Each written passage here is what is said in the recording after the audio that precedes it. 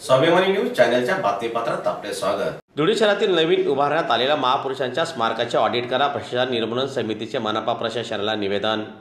धुळे महानगरपालिकातर्फे धुळे शहरातील महापुरुषांच्या स्मारकाचे नूतनीकरण व नवीन स्मारक उभारण्याचे काम सुरू आहे। दरम्यान महापुरुषांचे स्मारक उभारण्यासाठी शासनातर्फे निधी उपलब्ध करून दिला जातो, त्यातून हे सर्व कामे केली जातात। मात्र दिलेल्या निधीतून काम पूर्ण झाल्यावर त्या कामाचे शासकीय ऑडिट केले जात नाही।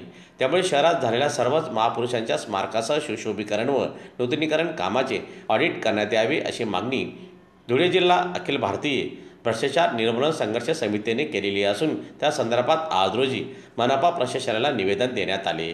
दरम्यान यावेळी निवेदन देण्यासाठी संघर्ष समितीचे जिल्हा अध्यक्ष हेमंत भडक, सचिव महेश पाटील, भूषण बागुल, नंदू अहिरराव, मनोज रुईकर, नितीन पाटील, अमर फडताळेसह पदाधिकारी उपस्थित होते।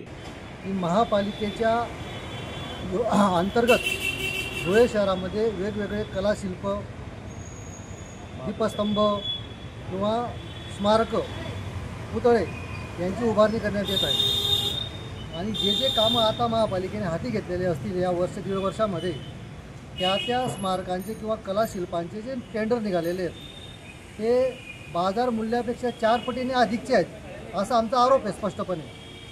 आणि जर एक स्मारक कोट्यावधी रुपयांमध्ये जात असेल आणि प्रत्यक्षात मात्र त्या स्मारकाची किंमत 4 पटीने कमी असेल, तर अशा गोलमाल हिशोब असणाऱ्या महापालिकेच्या कारभाराला कुठंतरी खीळ बसली पाहिजे अशी भ्रष्टाचार निर्मूलन समितीची मागणी आहे। आणि त्याच्यासाठी प्रत्येक कलाशिल्पांचं, स्मारकांचं सोशल ऑडिट महापालिकेने लोकाभिमुख करावं अशी मागणी आज आम्ही आयुक्त साहेब यांच्याकडे केलेली आहे आणि त्या पद्धतीचं निवेदन दिलेलं आहे।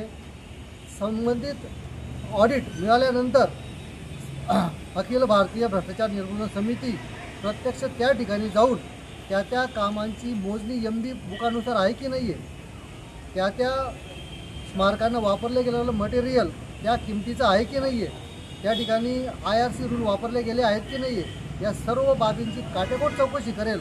आणि त्यात जर काही दोषी आढळले किंवा भ्रष्टाचार आढळला तर आम्ही महापालिकेच्या विरोधात केवळ आंदोलन करून थांबणार नाहीत, तर गुन्हे दाखल करायला सुद्धा मागे पुढे पाडणार नाही।